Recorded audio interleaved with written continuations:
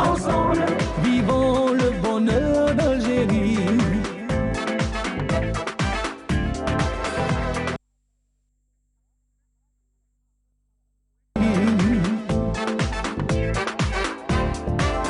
Le soleil, les merveilles du pays, un réveil de fraîcheur et de vie. Ensemble, vivons un moment de nostalgie. Bonjour à toutes et à tous, bon réveil, ravi de vous retrouver pour ce nouveau numéro de Bonjour d'Algérie. Nous sommes le mardi 23 mars et comme chaque matin, eh bien, le Bonjour d'Algérie débarque chez vous et ce jusqu'à 10 h du matin. Comme chaque matin, eh bien, on vous a préparé une très belle émission, un joli programme. J'espère que ça vous plaira. En tout cas, si ce n'est pas le cas, eh bien, ne me blâmez pas. Ce sera la faute au rédacteur en chef Yazid Ait Mahedine, bien sûr, on plaisante. Et on est bien gourmand. Ce matin, nous allons accueillir la lauréate du concours national de la confiture de Miliani. Il s'agit de Hassiba Djezar. Elle partagera avec nous ses secrets pour réussir une bonne marmelade de fruits.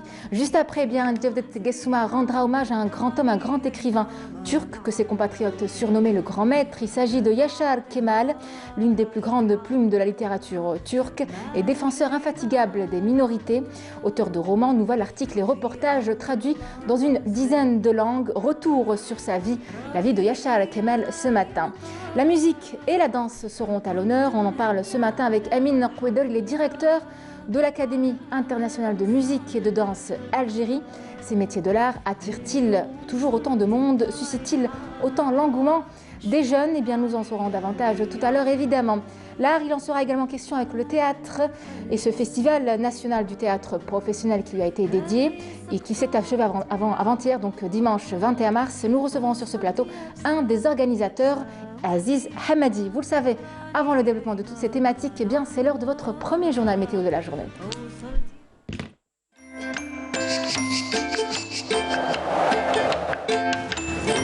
La météo vous est présentée par Mobilis. Mobilis, Aynama Kuntum. Les nouvelles du temps, c'est avec vous, Amal Haribi. Bonjour. Bonjour. Comment ça va? Ça va, merci. Alors, avant c'est le retour grand du désarroi, j'ai envie de dire, c'est le retour du soleil. Ah oui, franchement. Heureusement pour nous. Oui, oui. C'est à vous. J'arrive même pas à le dire. C'est à vous, Amel. Merci, Nour. Bonjour à tous et bon réveil. Eh bien, pour aujourd'hui, on aura de la brume en ce début de matinée sur pratiquement l'ensemble des vallées, de l'ouest et le centre. Le ciel restera généralement dégagé tout au long de la journée à l'ouest et au centre. Par contre, à l'est, eh bien, on aura des passages nuageux assez denses durant cette matinée qui peuvent donner quelques pluies résiduelles par endroits durant ce matin. La moitié sud, rien à signaler, du soleil partout, avec toutefois des solons de sable vers Tindouf tout au long des frontières algéro-maliennes et le Sahara central. Les températures, quant à elles, eh bien, elles sont plutôt agréables pour la saison, avec toutefois un minimum de 11 degrés du côté de Constantine, Batna, 15 Tizi Ouzou, 18 degrés à Alger, 13 à Djelfa, 14 à Al-Biyad, 21 degrés à Oran, 22 Tlemcen, 16 à Al-Naba. Au sud, eh bien, on relèvera 21 degrés Biskra, Gardaya, 20 degrés à Béchar, 25 Tindouf, Adrar, Insalah, 26 degrés à Janet et le maximum cette fois-ci à Ingzam avec 38 degrés. La mer aujourd'hui, eh bien, elle se montrera plutôt peu agitée sur les côtes ouest et centre, mais plutôt agitée sur les côtes est, avec des vents qui vont souffler entre 10 et 20 km/h sur les côtes ouest et centre et 20 à 30 km/h sur les côtes est de secteur nord à nord-ouest. Et on va faire un petit tour cette fois-ci vers la partie nord de l'Afrique où le ciel restera pluvieux du côté de Tripoli, passagèrement nuageux, au Caire également, Tunis, un beau soleil par contre régnera vers Rabat, Laayoune occupé, Nouakchott, également Khartoum. Le mercure quant à lui affichera 15 degrés à Tunis, également à Tripoli et Laayoune occupé, 29 à Nouakchott, 21 degrés à Rabat, 42 N'Djamena et le maximum cette fois-ci à Khartoum avec 43 degrés. Voilà, je vous retrouve tout à l'heure juste après le journal télévisé de midi et d'ici là, très très bonne matinée.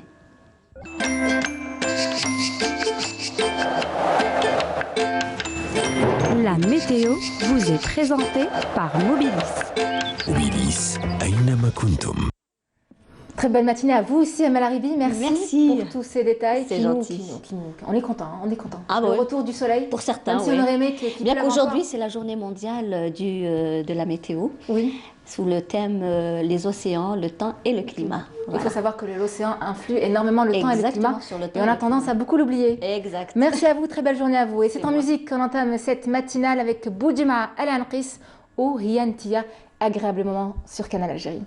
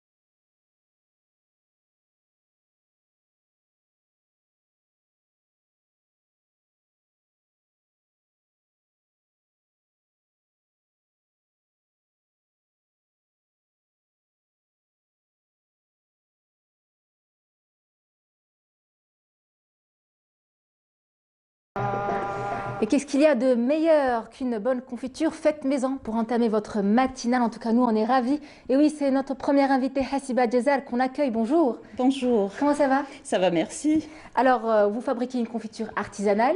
Ben oui. Et vous avez remporté le concours national de la confiture de Miliana. Effectivement. Félicitations. Merci beaucoup. En tout cas, moi, je me suis armée d'une cuillère pour goûter. Alors, vous avez peut-être remporté le concours, mais la dernière ligne droite, c'est dans le Bonjour d'Algérie. On va goûter. C'est sûr. C'est sucré ou pas? Oui, bonjour tout le monde. Oui. J'ai participé à la première édition nationale de la confiture artisanale qui était organisée par l'Association des Amis de Miliana Agriculture. C'était le 19 et 20 mars 2021. Voilà, donc Miliana, elle est très connue par les traditions culinaires, donc elle est très riche en vergers et tout. Donc, Alors, dites-nous plus sur cette confiture, ses spécificités. Qu'est-ce qu'elle a de particulier? Elle est de Miliana, ça, ok. Elle est de Miliana, donc elle est bio. Elle est bio parce que, bon, Miliana, oui. Elle est très riche, elle est connue par ses vergers. Oui. Elle est très riche en petits jardins potagers. Oui. Chaque maison, chaque saison, et chaque maison a ses confitures ou ses plats culinaires. Oui. Alors, sur ce plateau, bon, il est bien garni. Qu'est-ce qu'on a exactement? Je vois de la confiture au coin. C'est la confiture de coin, oui. Sfarjel, on le connaît. C'est la confiture de pamplemousse, qu'on connaît aussi. Des cerises. Ah, ça, je vais goûter après. Miliana est très connue par ses cerises. Oui. On a 3 variétés de cerises. On a le bigarro, oui. qui est connu par la confiture, oui. et le cœur de pigeon. Oui. Bah, il a une forme d'un petit cœur. Oui, donc ça. Voilà. Et le tigré. Elle est un peu mouchetée. Elle est un peu mouchetée. Voilà. Il y a aussi l'orange, c'est l'orange amer. Et il y a aussi le cédra, c'est le citron cédra, orange. D'accord, ok. Voilà. Très bien. En tout cas ça a l'air très très bon. À la régie, ils sont très très gourmands, donc ils viendront goûter juste après. Alors, c'est mon péché mignon, hein, celle du coin, donc je vais prendre une tout à l'heure. Alors, c'est à base de plus, donc ça se diversifie. Vous avez plusieurs fruits. Oui. Il faut beaucoup de patience pour celle des coins, oui. pour l'éplucher, pour... Oui. Donc, bon, il est un petit peu passé des traditions oui. d'antan, donc c'est un peu difficile à préparer parce qu'il nous faut une préparation un peu... Rien que pour l'éplucher, voilà. Pour la couper, c'est très dur. Oui, c'est une habitude pour nous, on est habitué à faire ça, donc pendant la cuisson qui est un peu difficile. Oui. C'est tout. Donc, et la saison des coins. On est en pleine saison de coins? En pleine saison. Oui. Génial, super. Oui. C'est le moment d'aller acheter en tout cas. Le prix, le kilo de coins le prix à peu près entre 100 et 150 dinars le kilo. Quand même. Oui. D'accord, ok. Alors, généralement, vous faites également des confitures à base de légumes ou pas? À base de légumes, non. On n'est pas très connus à Miliana. Pourtant, c'est en vogue, hein? Oui. Ça commence à être un peu à la mode. Nous, à Miliana, qu'est-ce qu'on fait? On a de la confiture. On prépare de la confiture de pétales de rose. D'accord. On est très connus pour ça. On a différents fruits. Oui. Chaque saison, on a des fruits. Donc, comme Miliana, elle est très connue par les prunes, la reine Claude. Oui. Donc, on a un quartier qui se nomme Ain Berkouk. Il est très connu par ça. Donc, avant, on séchait les prunes pour le hamd hlou. Oui. Et avec Ramadan qui arrive à grands pas, hein, c'est voilà. le moment. Et on peut le préparer en confiture aussi. Super. Hassiba Djezal, vous êtes artisane. Comment vous est venue l'idée de vous lancer dans ce domaine, dans un domaine dans lequel vous excellez, hein? C'est des traditions de Miliana. Votre maman, votre grand-mère était aussi faisait de la confiture? Oui, ma mère, bon, elle a participé aussi au concours. Ah, d'accord. Oui, c'est vraiment de génération en génération. Oui, c'est ma mère, Madame Djouzar Beya, donc elle a participé à ce concours aussi. D'accord. Excusez-moi, j'ai dit la Hama, elle est encore vivante. Oui. On lui souhaite une très longue vie. Alors, j'imagine que vous n'avez pas de problème pour vous approvisionner. C'est donc des produits locaux et de saison en plus. Oui, en plus, la plupart du temps, c'est des fruits qu'on a dans nos jardins. Oui. Donc, c'est la plupart, c'est pour ça que je vous ai dit, la plupart de ces fruits sont bio. Et aussi, on prépare à Miliana. On peut les faire avec avec le sucre de raisin. Oui. C'est robe. On prépare aussi à Miliana. Et robe, le sucre de raisin, pour vous le dire, c'est un bon ami aux diabétiques. Oui. Parce que c'est un indice glycémique très bas. On a l'impression que c'est sucré, mais en fait, un indice glycémique voilà, très bas. Voilà, parce que c'est naturel. Donc, la confiture devient à 100% bio. Très bien, ok. Et pour en plus les diabétiques. Pour les diabétiques. C'est génial. Voilà. Je vous laisse regarder. Restez avec nous, Hassiba Djezal, on regarde ce reportage. On revient juste après, justement, c'est sur ce concours national de la confiture du côté de Miliana. On revient juste après.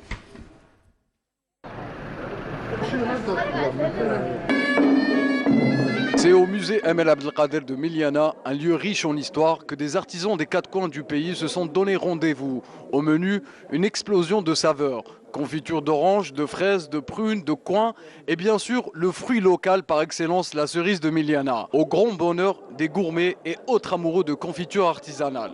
En tant que visiteur, c'est une première pour Miliana et pour l'Algérie parce que le salon de la confiture, on le voit ça d'habitude dans les pays européens. On voudrait ressusciter une ancienne tradition. C'est une tradition qui marque toutes les tables milianaises et toutes les maisons milianaises. Entre autres, la préparation de confitures. Donc, comme vous voyez, la table est bien garnie de plusieurs sortes de confitures qui symbolisent la présence d'arbres fruitiers au sein de notre zone. Alors madame, c'est un vrai régal. C'est de la pâte de coin. Je reconnais parce que je viens de la région. C'est un délice. Pas très sucré. On retrouve le fruit. Initiée par l'association Les Amis de Miliana, cette première édition destinée à fêter l'arrivée du printemps est surtout une façon de sauvegarder le patrimoine local. Il s'agit de la première édition du salon de la confiture artisanale de Miliana. Et puis il est devenu national. On a eu beaucoup de demandes. Ils sont venus de Bdjaïa, Lida, Médéa, Koléa aussi, Alger et éventuellement Miliana. C'est à l'occasion du jour de la victoire, 19 mars, et aussi du début du printemps. On a eu presque 15 participants qui sont venus d'un peu partout. Il y aura quelques ateliers de fabrication de confitures artisanales, de stérilisation aussi, et surtout comment réaliser confiture bio. C'est bon, c'est beau, un régal pour les yeux et pour les palais. Régal pour le palais, ça je peux vous l'assurer, j'ai testé, je suis un peu le cobaye aujourd'hui. En tout cas, on salue Lotfi Rouatmi qu'on a reçu sur ce plateau, donc le président de l'association Les Amis de Miliana Art et Culture. On le salue et on l'embrasse, tout le bonjour, on l'embrasse. Alors, Hassiba Djezal, une belle expérience, on dirait. Oui, je le fais avec plaisir. De belles rencontres aussi. Oui. Et une découverte aussi pour le grand public. Ah oui, c'est notre but, c'est de resituer les saveurs d'antan, les traditions d'antan. Tout à fait. Alors, depuis quelques années, Hassiba Djezal, on a remarqué l'apparition sur les étals des supermarchés de plein de confitures qui sont dites bio et artisanales. Oui. En grande quantité. Est-ce qu'elles sont vraiment bio et artisanales? C'est possible de produire autant de confitures en quantité et qu'elles soient d'un autre côté artisanales? Oui, ça se pourrait comme il y avait pendant le salon traditionnel, il y avait un exposant. Il était de Bdjaïa. Il avait ses confitures qui étaient à 100% bio. Donc, en plus, ils sont commercialisés. Mais on est face à une production quand même, de grande quantité. Oui, c'est vrai. Donc voilà, on encourage la production artisanale locale algérienne, bien sûr. Alors plus de confitures. Je vous assure qu'à la régie, tout le monde attend de goûter votre confiture après votre passage. Même Djavdet Gessouma qui attend en salle d'attente, croyez-moi qu'il est là pour ça aussi. Alors, Hassiba Djezal, dites-nous, vous avez des projets maintenant que vous êtes lauréate de ce concours? Oui, il est en cours. C'est un petit atelier familial.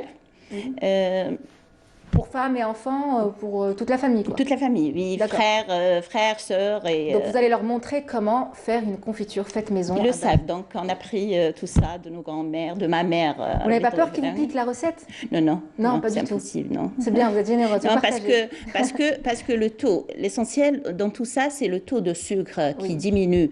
Avant, la période de nos grands-mères et grands-mères et nos arrière-grands-mères, ils mettaient plus de sucre. C'est à cause qu'on n'avait pas de frigidaire et tout, il n'y avait pas de stérilisation, mais plus maintenant. Maintenant, on diminue le taux de sucre dans la confiture parce qu'on a des frigidaires et de la stérilisation des bocaux. Alors, Djezal Hassiba, vous êtes diplômée de, j'ai du mal à lire, association votre diplôme, forcément, et vous avez ramené plein de choses ici. Et il y a mon prix, mon premier Votre prix. Oui. Magnifique, on va essayer de figer, Régie, s'il vous plaît. Il est fait à la main. Fait à la main, oui. Magnifique. Donc vous faites beaucoup de choses en fait. Oui. Vous peignez aussi? Non, c'est pas. C'est un peintre milanais aussi. Oui, Nedjai. C'est très très joli. C'est quelle région? C'est Sidi Ben Youssef, Miliana. C'est à Miliana. C'est très joli. Merci d'avoir été avec nous, Hassiba Diza. Merci beaucoup à vous. On n'hésitera pas de vous réinviter. En tout cas, merci d'avoir accepté l'invitation. Merci. Vous venez de Miliana ce matin et vous y retournez? Non, j'habite à Alger. Je suis de Miliana. Chaque week-end, je suis à Miliana. J'habite à Alger. C'est parfait. Monsieur Anis, c'est le caméraman qui est très gourmand, qui me dit tout à l'heure depuis je veux goûter. Ce sera pour lui tout à l'heure. Merci d'avoir été avec nous. Eh bien, on vous retrouve très bientôt, j'espère. Merci beaucoup à vous. Merci pour l'invitation. Je vous en prie. On vous laisse avec cette boucle d'images, de belles images. On revient juste après.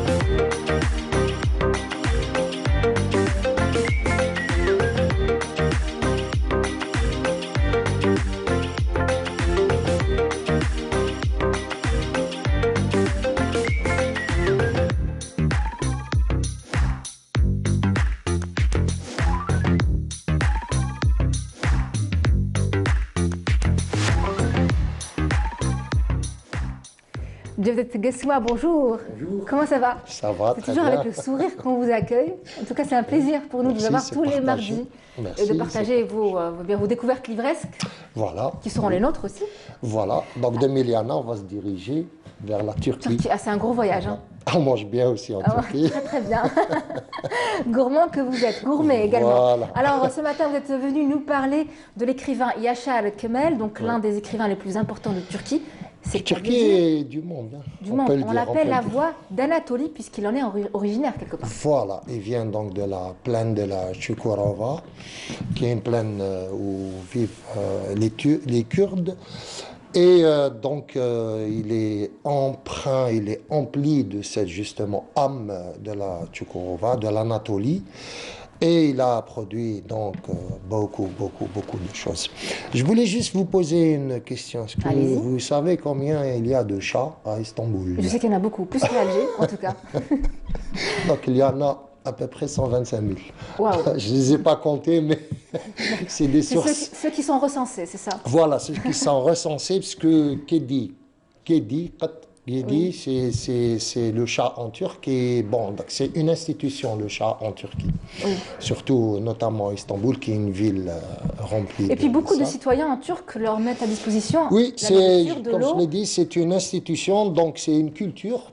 Et donc c'est pour ça qu'ils savent qu'il y en a à peu près 125 000. Voilà, donc, Yaşar Kemal était venu d'Anatolie, de la plaine de la Çukurova, dans le sud-est de la Turquie. Il s'est dirigé ensuite à Istanbul. Donc il est né le 6 octobre 1923 à Gökçedam, donc en Anatolie. Et il a vécu une enfance très difficile, puisque vers l'âge de 5 ans, il a assisté à l'assassinat de son père par son beau-fils. Et donc, il a eu des difficultés vraiment à une enfance difficile. Et donc, il a arrêté ses études au niveau secondaire. Il va faire plein de petits métiers. Il est donc manœuvre, contremaître, garde champêtre dans une rizière. Il est aussi, après, il se dirige vers Istanbul et il sera donc... il va travailler au quotidien Cumhuriyet. Et là, il va découvrir Istanbul d'une certaine manière. Il va découvrir l'envahissement de cette ville par le béton. Il va voir cette ville grandir. Et juste avec un passage, ce qui est étrange, c'est en s'éloignant un tout petit peu, il va s'installer dans un village pas très loin d'Istanbul. C'est un village de Pisa qui s'appelle Menekşe. Et là, il va voir Tamer Kocer. Tamer Kocer, c'est un marin-pêcheur qui va au large de la mer de Marmara et il va l'emmener avec lui, ils vont voir les dauphins, toutes ces choses-là. Et il va voir Istanbul grandir d'une manière anarchique et tout. Et là, ça va commencer à l'inspirer. Donc, dans les années 50, il va... Yeshar Kemal est un écrivain qui est épique, c'est-à-dire qu'il a construit toute son œuvre comme une immense philharmonie dans laquelle il met une galerie immense de personnages avec une écriture majestueuse, magistrale. Il va décrire les grandes plaines d'Anatolie, il va décrire le côté turbulent des villes, tout ça, la force de la tradition, la vengeance, la vindicte, les meurtres, les assassinats, la nature, tout ça dans une écriture vraiment formidable. Et il va donc écrire une série de livres sur des trilogies, sur des volumes. Par exemple, en 1955, il commence sa fabuleuse saga Mehmed le Mince. Oui. Alors c'est extraordinaire parce qu'il va créer un personnage, une sorte de bandit d'honneur qui est dans l'Anatolie, qui marche, qui circule à cheval, qui a une sorte de chevalier comme ça, rural, très ancré dans la nature anatolienne. Et il faut voir la nature anatolienne pour voir la force de ce récit qu'il produit. Et donc, Yeshar Kemal va faire une série de 4 romans sur ce personnage récurrent qui est Mehmed le Mince. Donc, il y aura Mehmed le Mince, Insié Mehmed, Mehmed le Faucon, le retour de Mehmed le Mince et le dernier combat de Mehmed le Mince. C'est-à-dire, ça va de 1955 à 1987. Ensuite, il fait la trilogie Au-delà de la montagne. La trilogie avec 3 romans, Le Pilier, Terre de fer, L'herbe qui ne meurt pas. Il va faire la trilogie Les Seigneurs de Chazaz avec Meurtre caché, Tourterelle, Ma Tourterelle, Légende des 1000 taureaux. Il va faire aussi la trilogie Salman le solitaire. Beaucoup de romans, il a à peu près un peu plus que 26 romans. Il est nouvelliste, il est journaliste. Et après, il a été d'ailleurs en 1972 pressenti pour le prix Nobel de la littérature. Oui. Et donc ce Mehmed le Mince va intégrer la réalité des habitants d'Anatolie. Tout le monde raconte les exploits aujourd'hui de Mehmed le Mince comme s'il avait existé. Oui. C'est extraordinaire. Aujourd'hui, il arrive à nous faire vivre quand même. Voilà. Et donc, quand il va aller à Istanbul, il va rencontrer ce Tamer Kocer, qui est un marin-pêcheur, qui va l'emmener donc entre la Corne d'Or et la Corne d'Argent au large. Ils vont voir les dauphins. Là, il va créer un roman qui est magistral. Tamer Kocer est encore vivant de nos jours. Donc il vous raconte à chaque fois, c'est devenu lui aussi une légende qui n'est pas urbaine puisqu'il existe réellement. Et là il va écrire Et la mer se fâcha, où on a une réédition en 1985. Et alors, La mer se fâcha, c'est vraiment un des romans magistraux de Yeshar Kemel. Ça met en scène, justement, dans ce petit café de Menekşe, il y a un drame qui va se passer, il y aura un assassinat. Et à partir de cet assassinat, Yeshar Kemel, dans La mer et La mer se fâcha, va nous décrire toute une série de personnages. Il y a Hassan le Boiteux, la belle Zohrey qui est assassinée par son mari, le petit Dursun Kemal, qui adore Zayn, un des héros du roman. Il y a Hussein, l'indicateur de Veziroglu, le gangster. Et il y a plein de choses. Alors c'est tendre, c'est cruel, et c'est politique aussi quelque part. C'est très politique parce que Yeshar Kemal est connu pour son opinion très marquée à gauche. Il est traité de propagandiste communiste. Il passe une année de prison.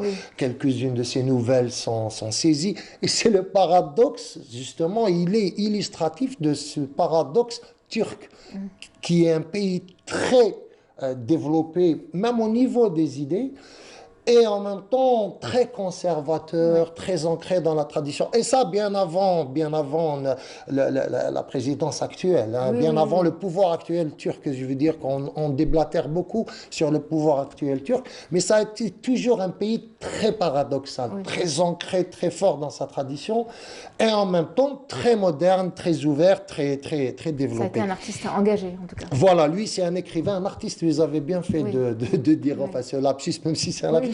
C'est en effet un artiste parce qu'il a une manière de décrire les choses.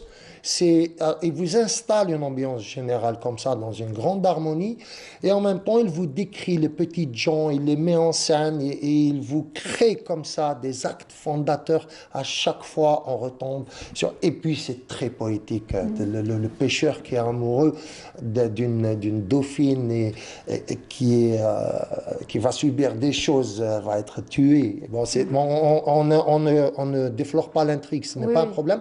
Et il va se venger, ce pêcheur, d'une manière... C'est des déclarations d'amour à la Turquie, c'est des déclarations d'amour aux petites gens que Yeshar Kemal, vraiment, ça aurait été bien qu'il ait ce fameux prix Nobel de littérature en 72, mais c'est pas grave parce que Yeshar Kemal, il ne l'a pas eu. Mais au final, il est déclaré un docteur honoris causa littérature. Beaucoup sur à peu près 7 universités en Turquie et dans le monde, il a eu beaucoup de prix. Et franchement, Yeshar Kemal et La mer se fâcha, vous le trouverez, je veux dire, partout là. C'est en plusieurs éditions. Et toute sa série de Mehmed Lemins et tout, c'est formidable. À l'exemple, par exemple, je vous jure que c'est shakespearien. C'est tout ça, un truc. Pourquoi je dis ça? Parce que Roméo et Juliette de Shakespeare est une histoire imaginaire sur l'amour, la mort, Eros, Thanatos, la tragédie grecque, la tragédie victorienne aussi. Mais à Vérone, dans la ville où se situe l'intrigue de Roméo et Juliette, il y a une maison qui s'appelle la maison des amoureux. Tout le monde va faire, c'est la maison de Roméo et Juliette.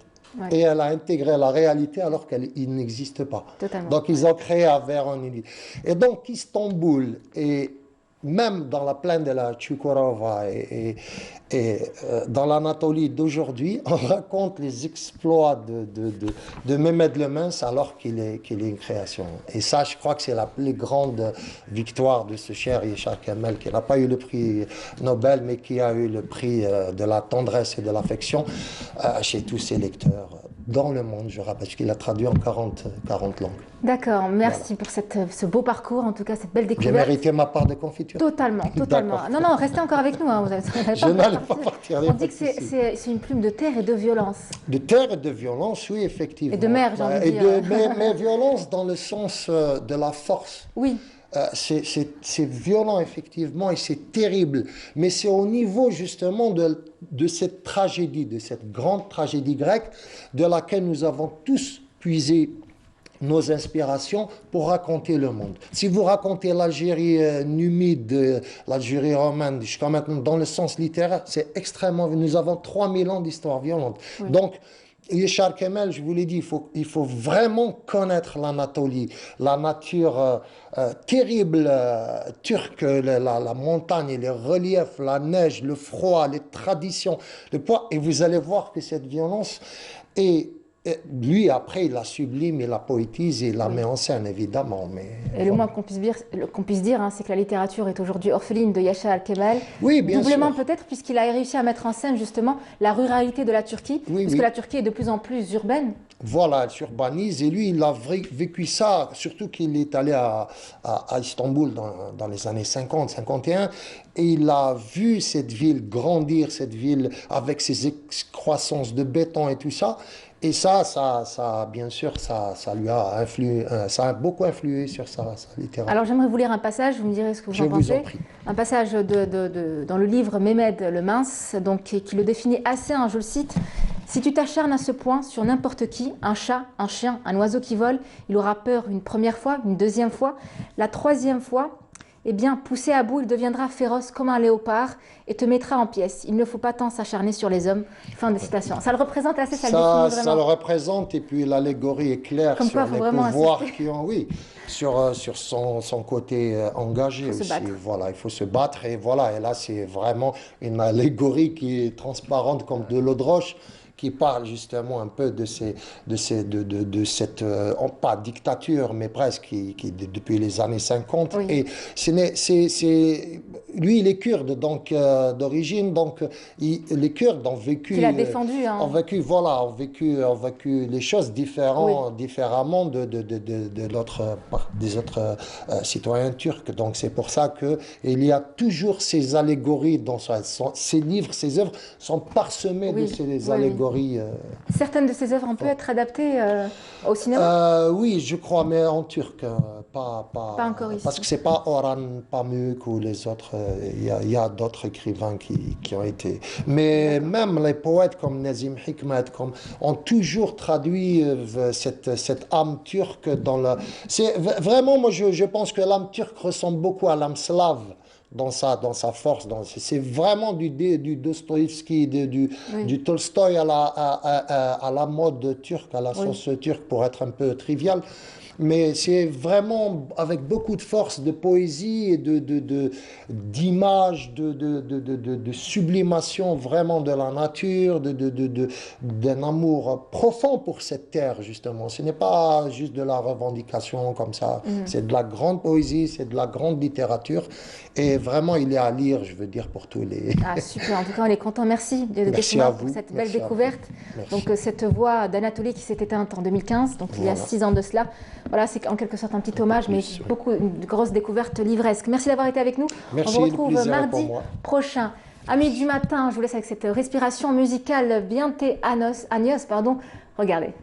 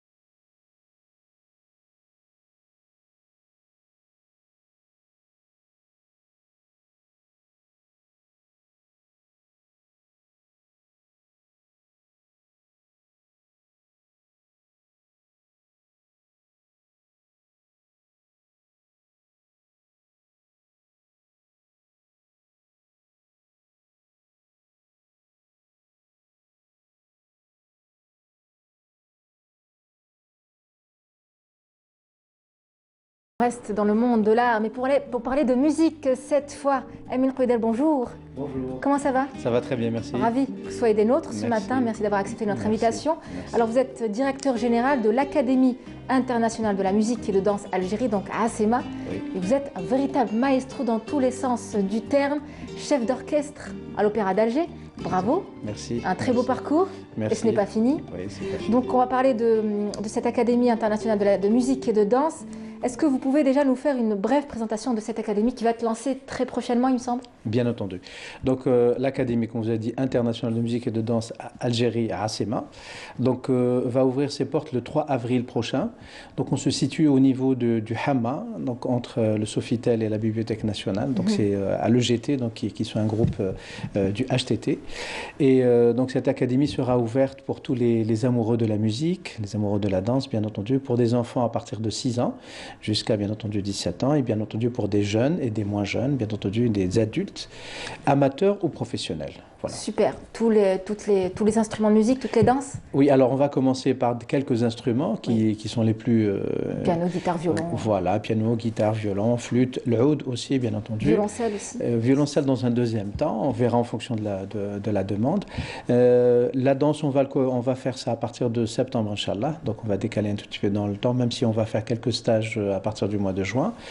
Et donc cet enseignement, par contre, donc, il y aura aussi de la musique algérienne, la musique andalouse, chabé, mais par contre avec un enseignement différent qui sera basé sur aussi des études théoriques et de solfège, ce qu'on appelle le solfège aujourd'hui qui est devenu formation musicale, parce que c'est une discipline beaucoup plus large et qui englobe le solfège, mais l'histoire de la musique, l'écoute musicale et analyse, et bien entendu aussi pour les enfants, donc c'est aussi l'apprentissage de la musique à travers le jeu, donc des techniques pédagogiques qui vont être mises en place bientôt. Le chant aussi peut-être? Oui, bien entendu, le chant. Parce que souvent on accompagne la musique avec le chant. C'est ça, le chant bien entendu, et aussi l'orchestre pour les enfants, et ça c'est quelque chose de très important, j'accorde une grande importance. J'aurai l'occasion d'en parler par rapport au concert éducatif qu'on a fait, et aussi un orchestre, donc une chorale aussi, une chorale, et donc un orchestre pour les enfants. Justement, vous comptez organiser des spectacles, j'imagine, pour enfants, pour faire découvrir les danses et les musiques que vous allez enseigner au sein de cet établissement? Tout à fait. Alors en tout cas, la particularité donc, de cette académie, donc elle est internationale, ça veut dire que nous faisons donc de la musique internationale, mais aussi avec l'apport donc de professeurs étrangers qui, bien entendu, aujourd'hui on le fait par visioconférence, donc pour avoir aussi donc comment dirais-je, ce qui se fait de mieux en ce moment donc à l'étranger par rapport à la pédagogie.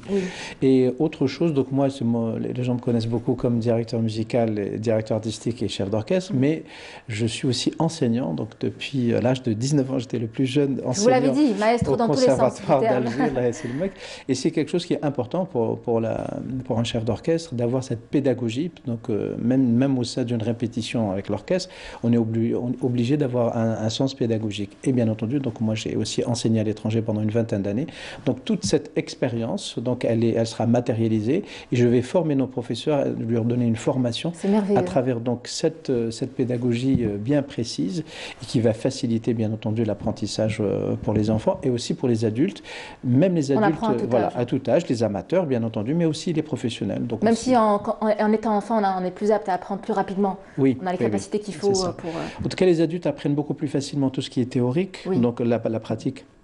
C'est beaucoup plus pour les enfants. Parce que les enfants ont du mal à comprendre tout de suite la logique, je dirais, scientifique et mathématique. Donc la musique, il y a beaucoup de mathématiques dans la musique, rien que le solfège. Exactement, le solfège. Mais je pense qu'on va aborder avec les enfants donc, cet enseignement à travers la créativité.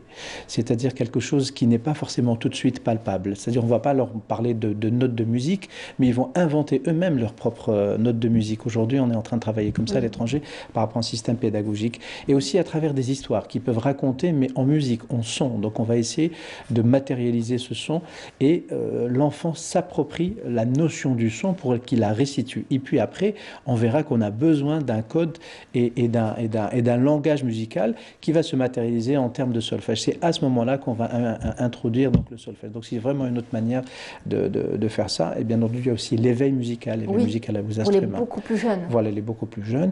Mais aussi, donc, on va faire des portes ouvertes pour essayer de découvrir des talents parce qu'il y en a beaucoup, et ceux qui sont vraiment exceptionnellement doués, on va vraiment leur donner une formation très particulière, très accélérée, très professionnelle, pour assurer aussi donc En tout cas, vous allez susciter l'engouement de beaucoup de jeunes. Il n'y a aucun doute, le niveau de la formation sera à la hauteur au niveau de ce qui se fait à l'international, ça, on n'a aucun doute. Bravo encore une fois. Merci. En parlant de danse, plutôt, j'aimerais juste zoomer sur la danse. Est-ce que vous comptez justement apprendre des danses universelles aussi, hip-hop, des danses latines? Tout à fait. Donc c'est dans le programme africain, mais aussi s'approprier aussi les danses algériennes sous une forme beaucoup plus moderne aussi. Donc il y aura la danse classique, bien entendu, toutes les danses dont vous êtes en train de parler. Mais la particularité aussi de notre académie, c'est aussi de donner une discipline musicale pour ceux qui apprennent la danse.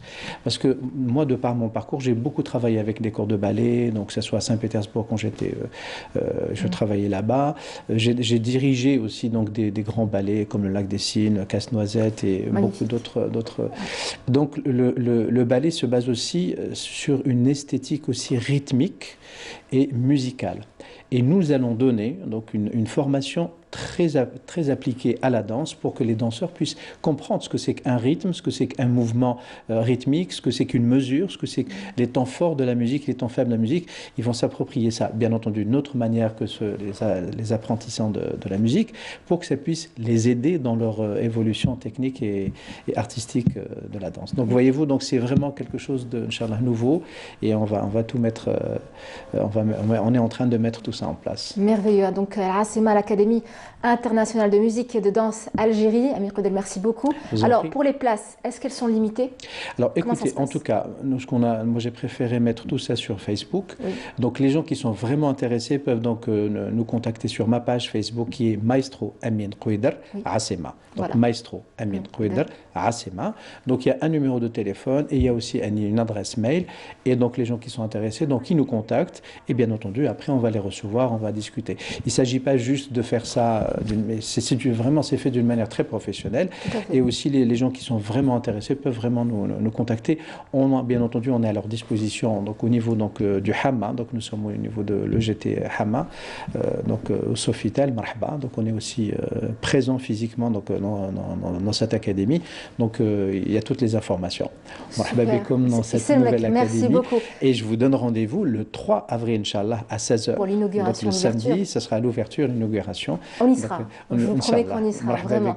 Alors, il y avait une demande pour justement vous installer une académie internationale de danse et de musique. Il y avait une demande, il n'y en avait pas.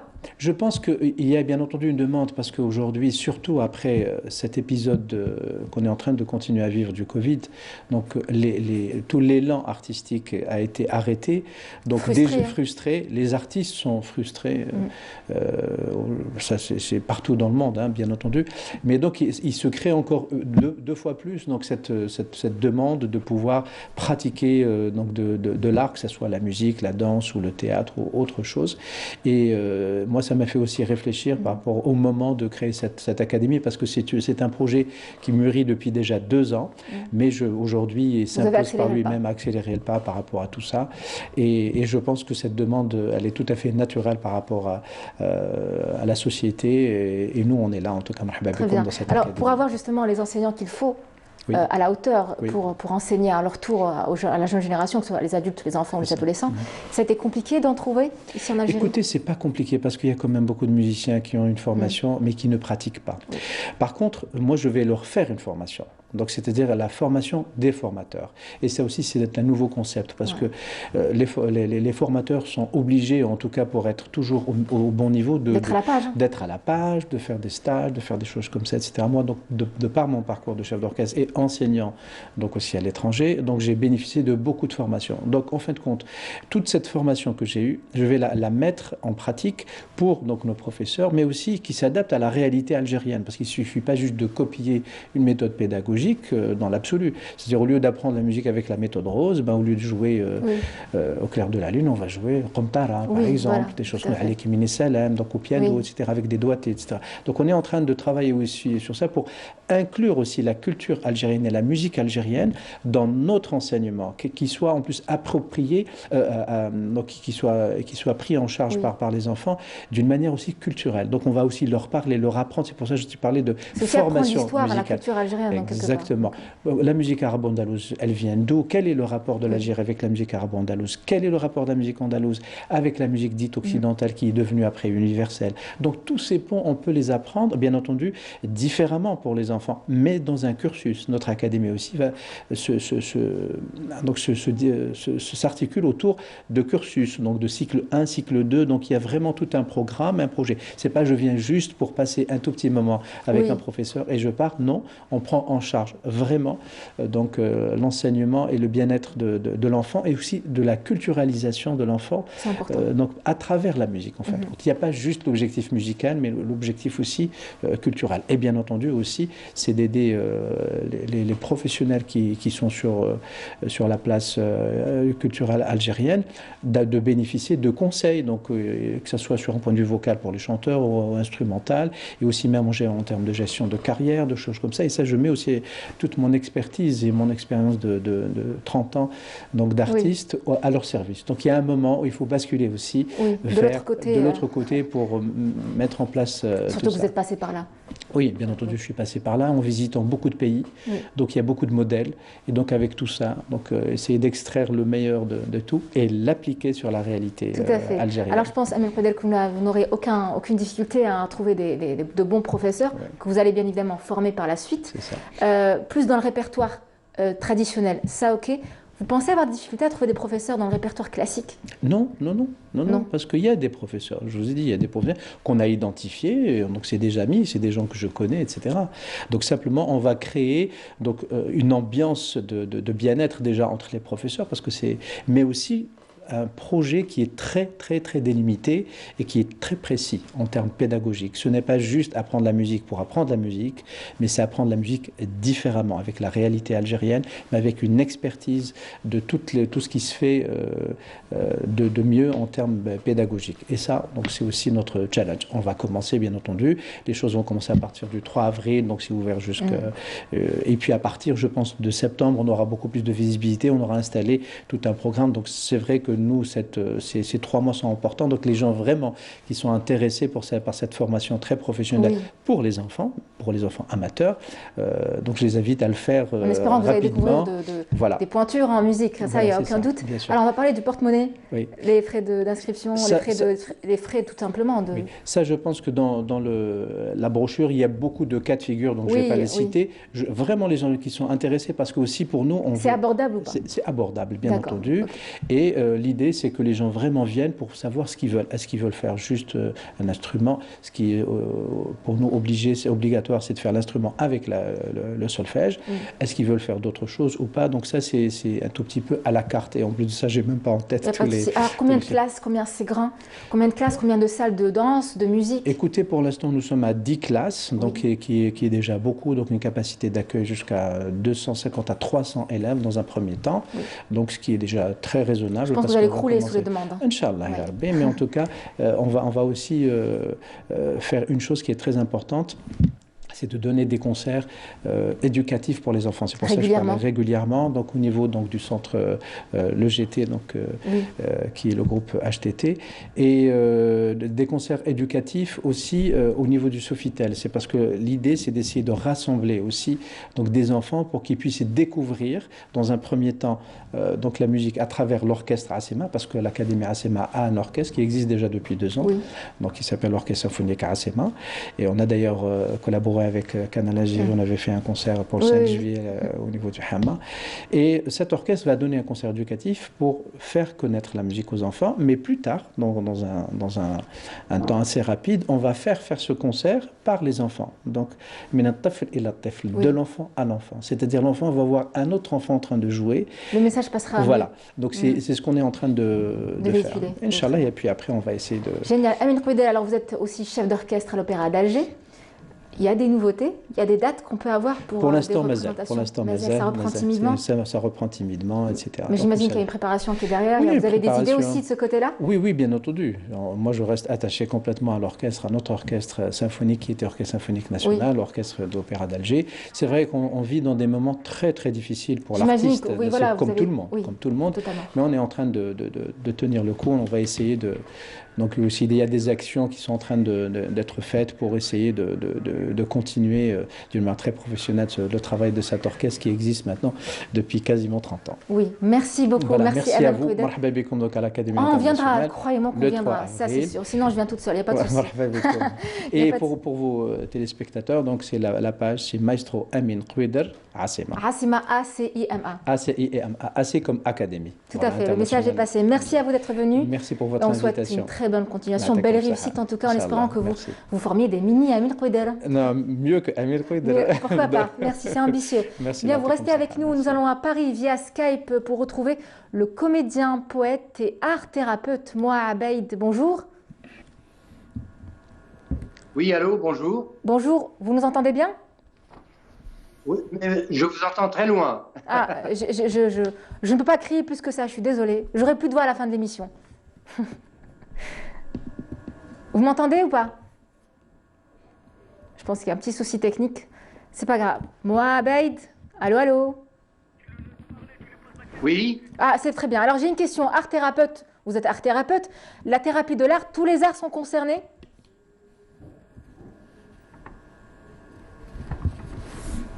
Il y a un petit décalage. On va y arriver, on va y arriver. Il y a un petit souci. Est-ce que vous nous entendez toujours ou pas? Je vous entends très loin. Ah, très loin. Très loin. Je vais essayer de crier un peu plus. Alors, vous êtes art thérapeute, la thérapie de l'art. Parlez-nous un peu de ça au début, juste avant d'introduire le sujet. Je dis votre voix est très lointaine. Moi, je vous entends très bien. Écoutez, monsieur Moa Abeid, on vous a reçu plusieurs fois sur ce plateau pour parler de vos pièces de théâtre, de formation et plein d'autres choses. Et ce matin, vous avez tenu à rendre un hommage au grand poète algérien Nordin Abba, journaliste aussi. Hein. Vous l'avez connu? Absolument. Alors, comme c'est son centenaire, oui. Et pour lui rendre hommage, je vais vous lire un de ses meilleurs textes sur Sabra et Shatila, le massacre qu'il y a eu sur les Palestiniens. Allez-y, monsieur.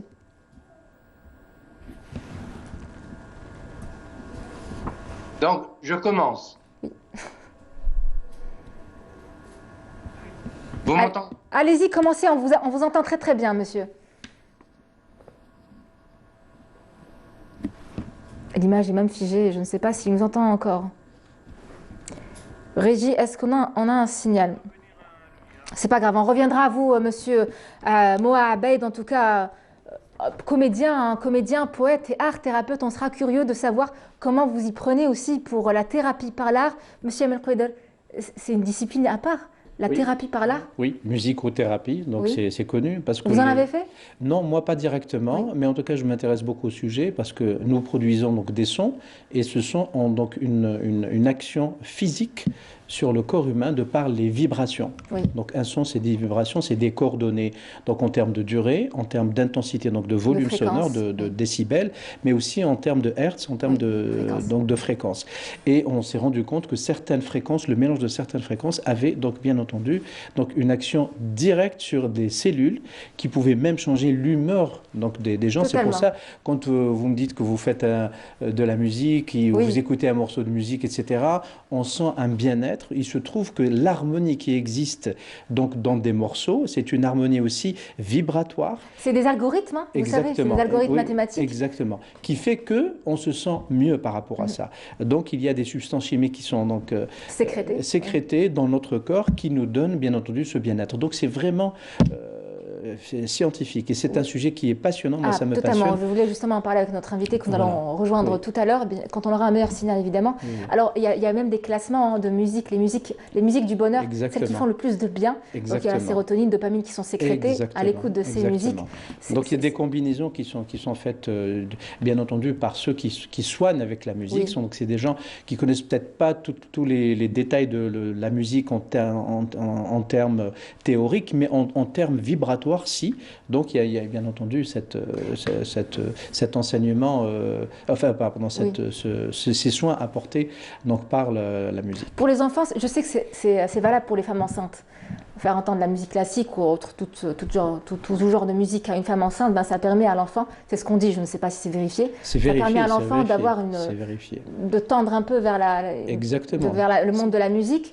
Et aussi, est-ce que vous comptez justement peut-être faire appel à ça pour l'éveil musical pour les enfants? Non, peut-être pas dans cette direction-là. Donc ça, c'est vraiment une thérapie, c'est-à-dire on identifie donc un mal-être et précisément on essaie de donner des solutions par rapport à ça, bien entendu. Moi, je ne suis pas un spécialiste de ça, mais en tout cas, j'en ai la compréhension et c'est un sujet qui m'intéresse. Par contre, pour les enfants, on va les sensibiliser à la musique à travers donc la pratique, à travers aussi le fait d'utiliser les mains, c'est-à-dire de développer aussi les neurones en termes d'articulation, parce qu'il y a eu une étude qui a été faite par plusieurs pays, notamment le Canada, et ils ont prouvé l'efficacité de l'avancement, donc de développement du cerveau pour l'enfant, quand il faisait une pratique culturelle ou pas. Donc notamment la musique, parce que quand on utilise un instrument, on va utiliser les deux mains. Donc alors ce qui fait une autre partie du cerveau déjà. Une autre partie, les deux parties du cerveau, donc vont commencer à évoluer. Et ils ont découvert aussi que la créativité, donc facilitait aussi la progression de l'enfant sur un point de vue personnel. C'est pour ça donc je dis l'éveil musical, c'est un sujet qui est très très délicat, mais qui est passionnant pour vraiment aider les enfants à progresser et à évoluer rapidement et efficacement. Ah, c'est magnifique, c'est magnifique. On va rejoindre Moa Abed à présent, une nouvelle fois. Vous nous entendez cette fois? Oui, mais vous êtes toujours lointaine, très loin. Ah, c'est curieux, j'ai le micro qui est juste ici. Alors, on vous entend, c'est à vous, pour le passage. Oui. C'est à vous, commencez à lire. Donc, je peux y aller alors? Bien sûr, vous pouvez y aller. Bon, ok, j'y vais. Allez-y. Alors, donc, c'est un hommage à Nourdine Abba, grand journaliste algérien, qui a écrit un super texte sur le massacre des Palestiniens à Sabra et Shatila. Ils sont venus de l'autre versant de la nuit et ils sont repartis comme après un festin de vampires, repus et dans des ricanements en cascade.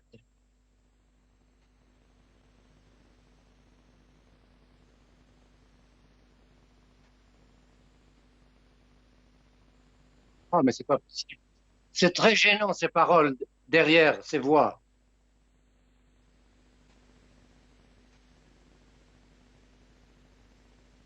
Bon, je reprends alors.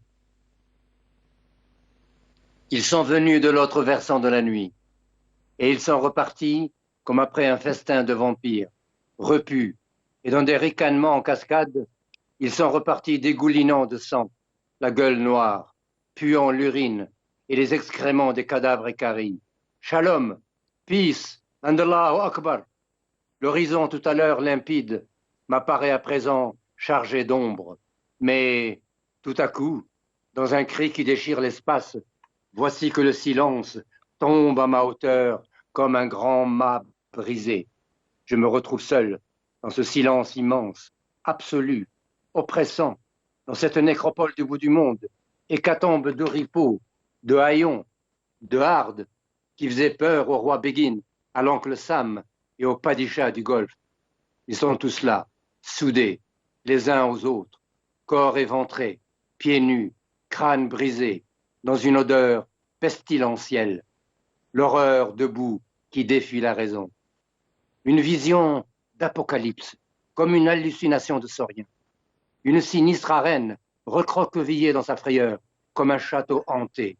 Une sinistre arène, comme un tombeau ouvert, où se rue, grinçant des dents, une horde de rats affamés, et des insectes qui rampent le long des corps, comme une armée de crabes.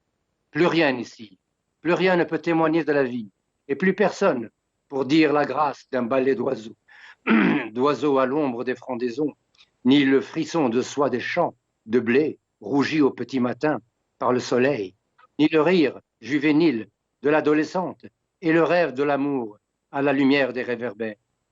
Shalom, peace, and Allahu Akbar. Je dis adieu à tous ces morts sans nom, ensevelis sous les décombres lichéneux, enroulés, disloqués comme de la ferraille après un tremblement de terre. Je dis adieu à cette vaste profonde souffrance, à la parole coupée qui s'évide interminablement. Plus rien ici ne peut témoigner de la vie, plus rien que des flaques de sang coagulées. Oh, la capricieuse écriture du sang, chargée de signes mystérieux, au bout du petit chemin de supplice, le long des caniveaux. Au bout du petit chemin du supplice, il me semble qu'un pas d'être invisible s'approche et tout doucement murmure ces mots à mon oreille. Une main de géant étend en ce moment un immense linceul sur tout le monde arabe, de Damas à Rabat.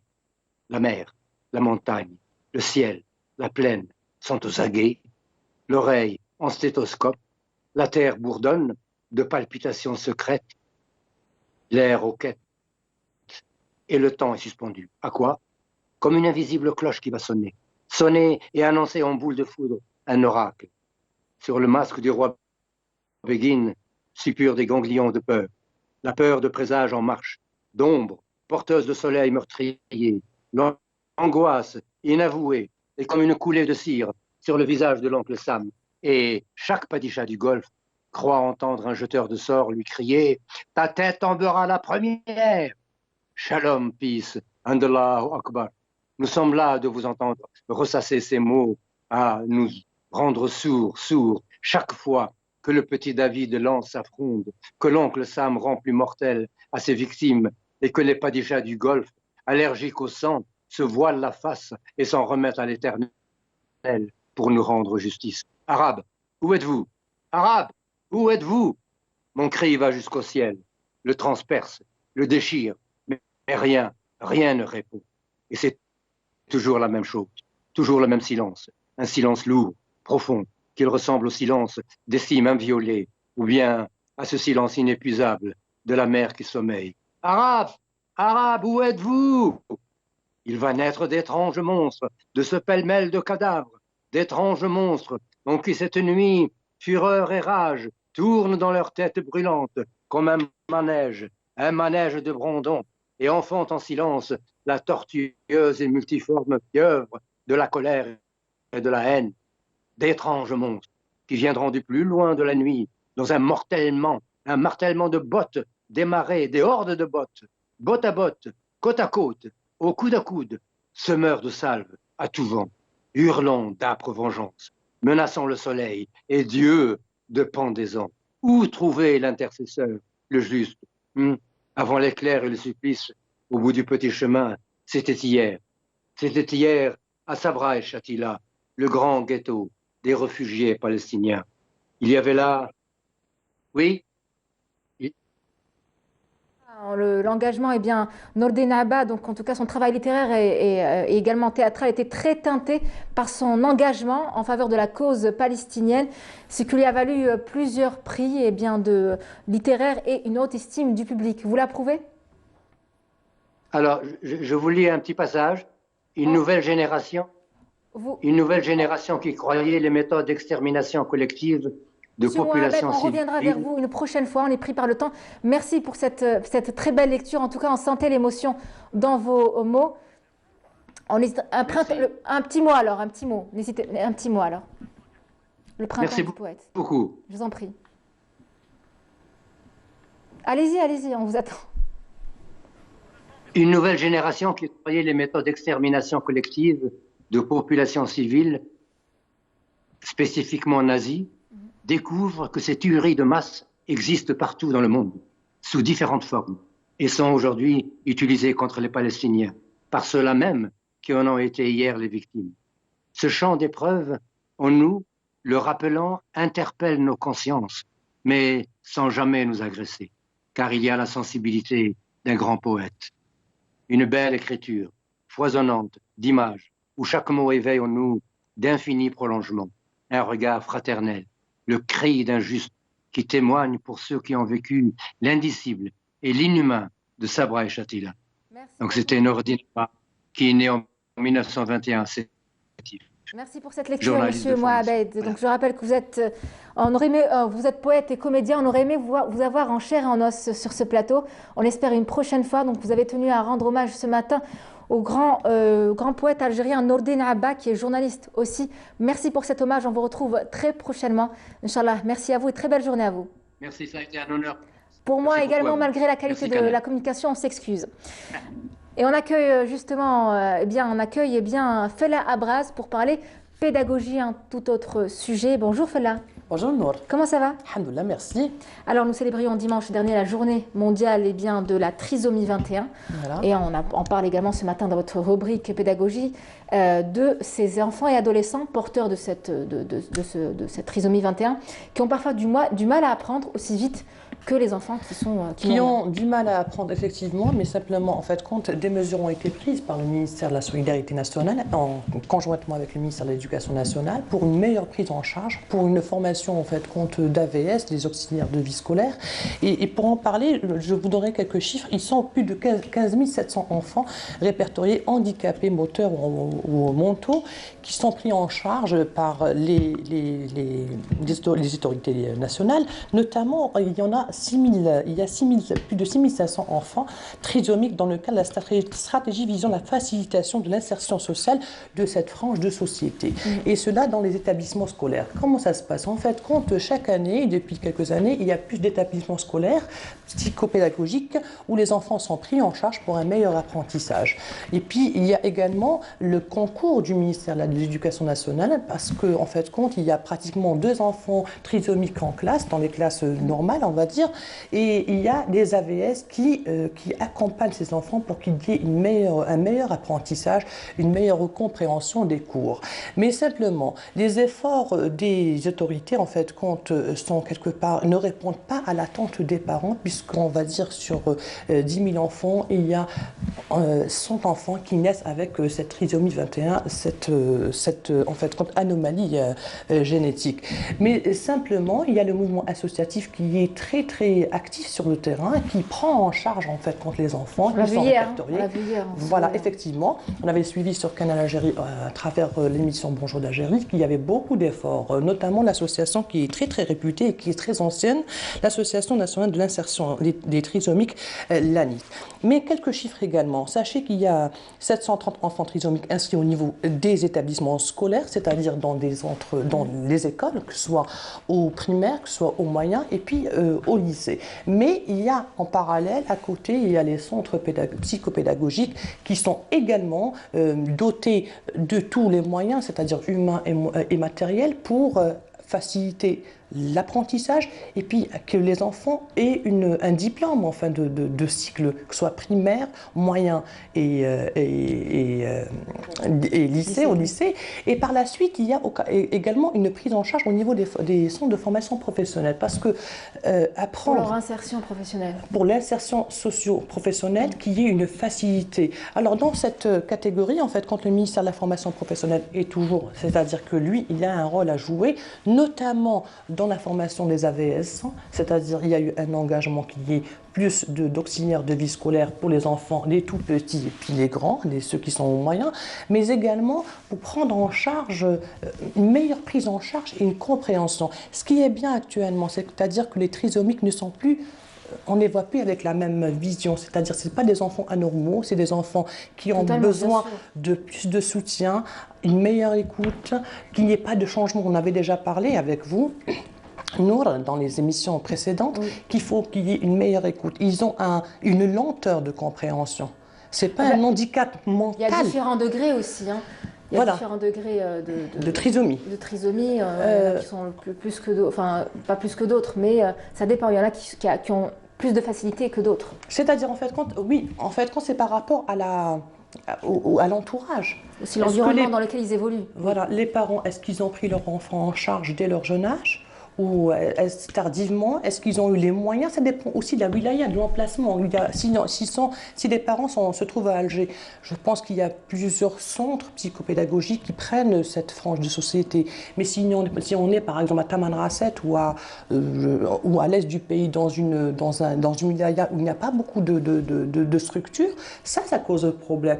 Mais sinon, si l'enfant est pris en charge à temps, par les personnes spécialisées formées pour, je pense que ça va faciliter l'insertion socio-professionnelle de cette frange de société, parce que je rappelle que ce ne sont pas des personnes anormales, c'est des personnes qui nécessitent une meilleure prise en charge, plus d'écoute et plus d'attention. Pour cela, sachez que la loi relative à la protection et la promotion des personnes handicapées, le ministère a adopté une stratégie pour garantir aux enfants handicapés de 3 ans à 18 ans une scolarité normale, que ce soit dans des centres psychopédagogiques ou leur insertion. C'est un droit, en fait, de se retrouver à l'école aux côtés des autres enfants normaux, mais simplement il faudrait qu'il y ait un auxiliaire de vie scolaire. À ce propos, les classes spéciales, sachez qu'il y a une augmentation chaque année. Et si elles étaient de 605, sachez que chaque rentrée scolaire, il y a plus de 150 classes qui sont dédiées aux enfants trisomiques. Et ces classes accueillent chaque année pratiquement 3545 élèves, enfants atteints d'une déficience mentale légère, dont près de 1000 enfants trisomiques. Ce qui est assez important, je rappelle que sur 100 000 enfants qui naissent, il y a pratiquement 100 enfants qui ont une trisomie 21. Alors s'il y a une prise en charge, une conscience réelle de cette frange de société qui nécessite tous les moyens, et maintenant on le voit à travers, on l'avait vu dans des reportages qui sont passés dans notre émission sur Canal Algérie, en fait quand il y a une meilleure prise de conscience, il y a plus d'AVS, et maintenant sachez que le ministère de la formation professionnelle accélère des formations par rapport aux personnes qui demandent. L'accompagnement aussi qui se fait. Qui se fait maintenant, c'est-à-dire il y a des formations pour accompagner, comment accompagner, et puis les professeurs. Ça, c'est on va dire une difficulté. Les professeurs pour les enfants normaux ne sont pas habilités réellement à prendre en charge les enfants qui sont trisomiques. Oui. C'est-à-dire ils n'ont pas. Ce qui est bien actuellement, c'est que le fait qu'il y ait des sous-groupes, les enfants, les classes sont réduites, il y a on va dire une meilleure prise en charge. Mais simplement, ces personnes-là, si elles ne sont pas formées, elles ne peuvent pas prendre en charge facilement les enfants trisomiques. Mais ça va venir en fait puisqu'il y aura plus de personnes formées, plus de prise plus d'attention à cet enfant-là avec les outils qu'il faut. Et puis il y a une autre problématique, quand démarrer l'éducation justement à travers des associations ou des établissements de ces enfants aux besoins spécifiques, quand démarrer cette éducation, eh bien ça relève des formateurs, ça relève des formateurs. Et sachez qu'un enfant déjà, à l'âge de 3 ans, il faudrait qu'il se retrouve dans un centre psychopédagogique dès son jeune âge. Il ne faudrait pas laisser l'enfant tout seul déjà, qu'il est reclus dans son environnement, il est dans sa bulle. Il faudrait qu'il soit déjà, qu'il fasse partie d'un groupe de travail et puis pris en charge par un spécialiste. Totalement. Merci Fela Abraz. C'est moi. Merci pour cette précision. On vous retrouve mardi prochain pour un autre sujet. Merci à vous, chers téléspectateurs qui nous regardez ce matin en direction à présent Relizane, plus précisément la forêt de Zemmoura, pour parler prévention et protection. C'est un sujet signé Kamela Melad. Agents du service des forêts et entrepreneurs se serrent les coudes pour préserver les forêts de Zemmoura à Relizane contre un éventuel incendie. Des mesures préventives ont été mises en place à travers des opérations de nettoyage et de reconstitution du paysage.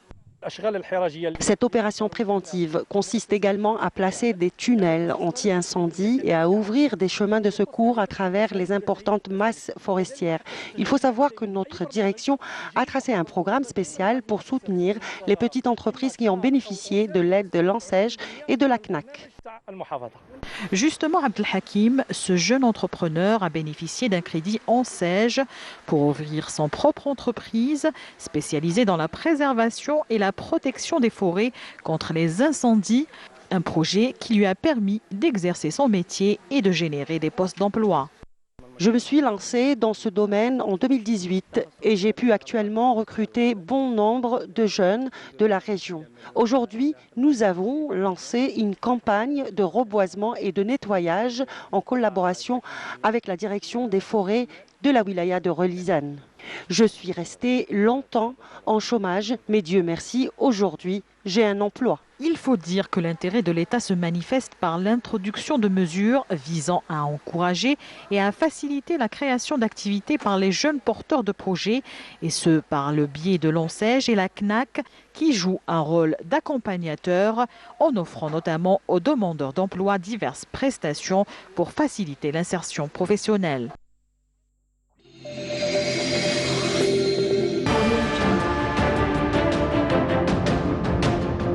Enfin, une peinture algérienne aux normes internationales. Tous vos besoins en peinture intérieure, peinture métal, préparation de support ou peinture extérieure, choisissez Coral Peinture. Coral Peinture, c'est les maths à faire.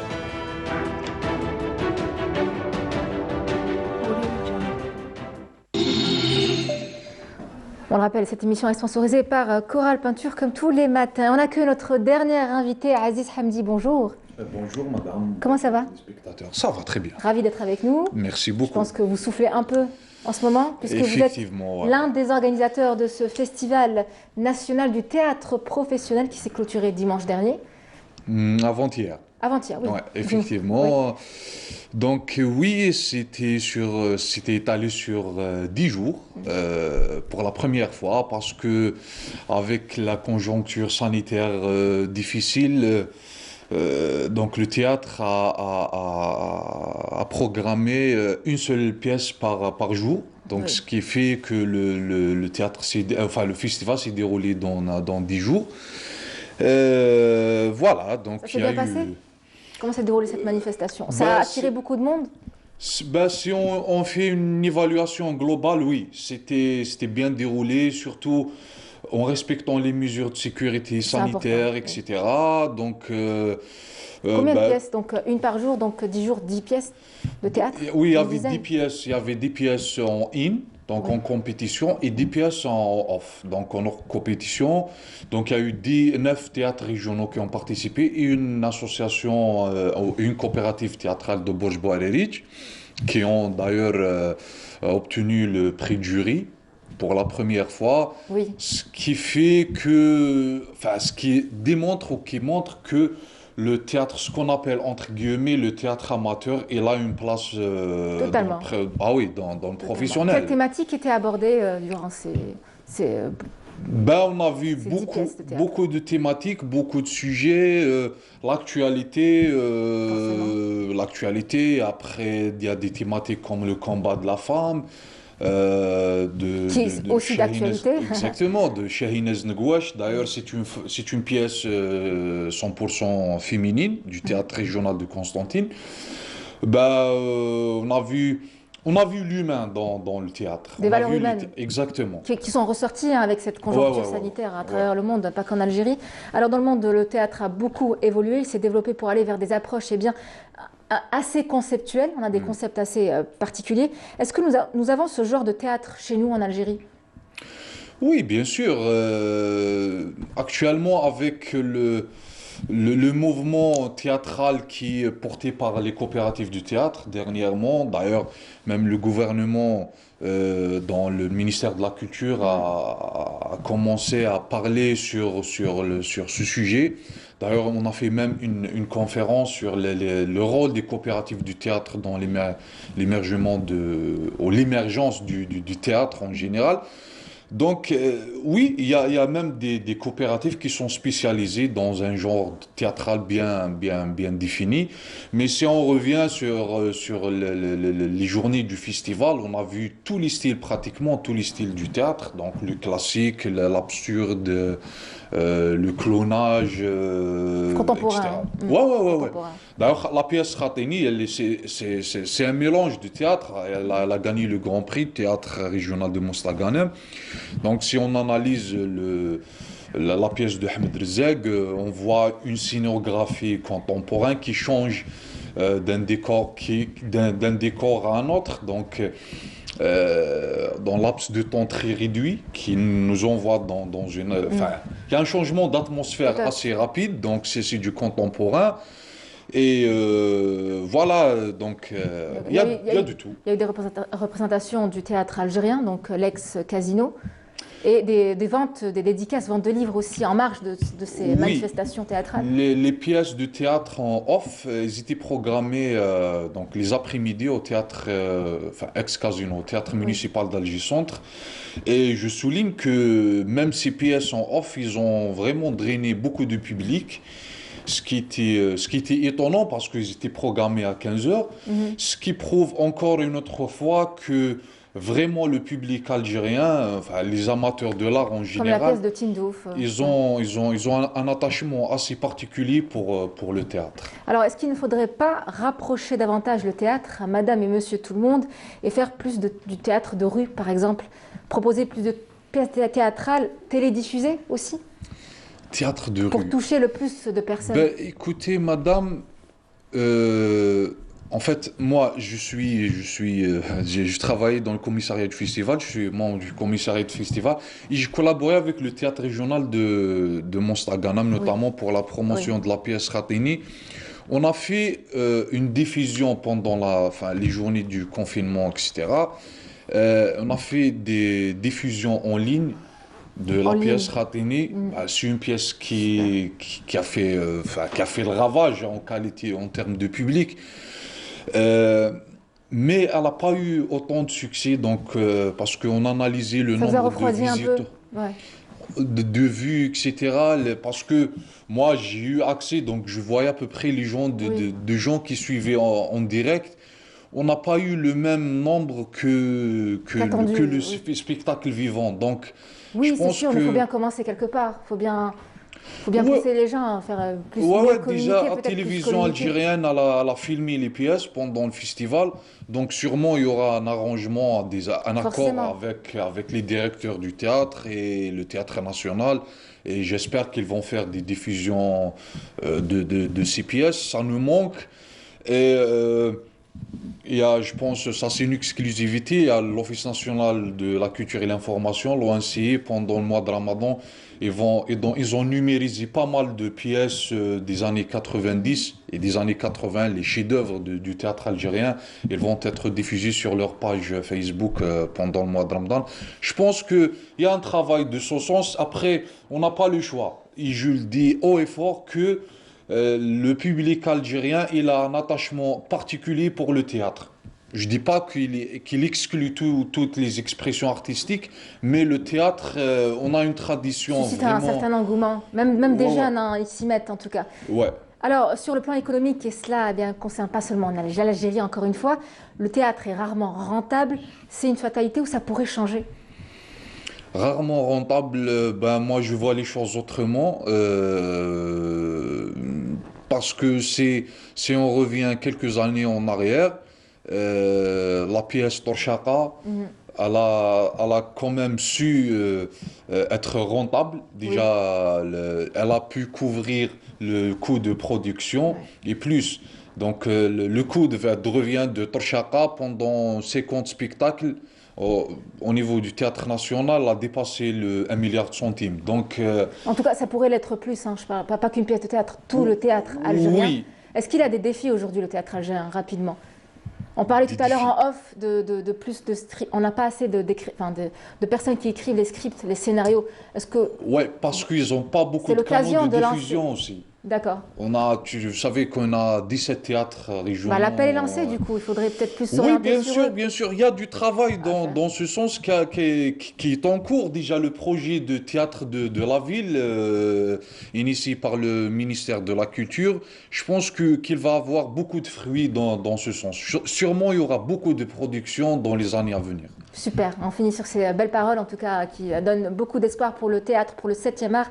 Merci d'avoir été avec nous, Aziz Hamdi. Merci pour l'invitation. Merci, amis du matin. Nous arrivons au terme de cette émission. C'est passé très, très, très vite en votre compagnie. C'est grâce à vous. On vous remercie, vous, nos invités, ainsi que nos rubricards, pour la réussite de cette émission, ainsi que toute la régie numéro 7, de vous avoir suivis tous et tous les matins, où que vous soyez. Demain, c'est Amel Almi qui sera aux commandes de votre Bonjour d'Algérie. Quant à moi, eh bien, je vous retrouve lundi prochain pour un nouveau numéro, une nouvelle semaine, on l'espère. Portez-vous bien. En attendant, à très vite. C'est fini.